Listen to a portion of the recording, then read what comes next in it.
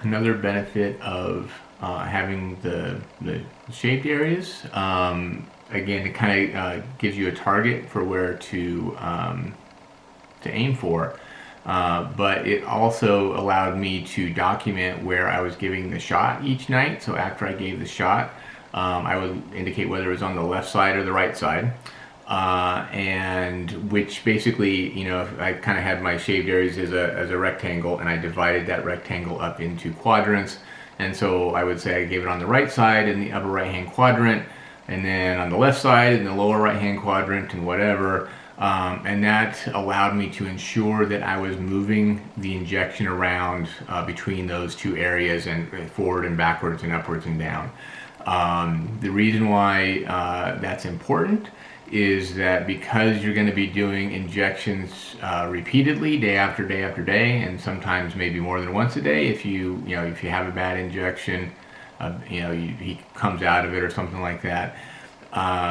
Over time, the skin of your cat can get tough and less supple.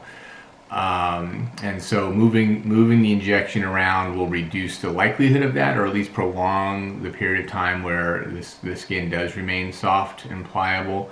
And that basically helps you prevent leakage in the future. So as the skin gets tougher, when you remove the needle, that hole that the needle creates doesn't seal up as quickly when the skin gets harder, and so you're more likely to get leakage at that point.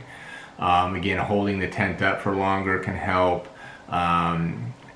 with that. But if you see that that's happening and you're getting a little bit of leakage, like for me at least, I started to get to the point where I had just a tiny bit of leakage with most injections.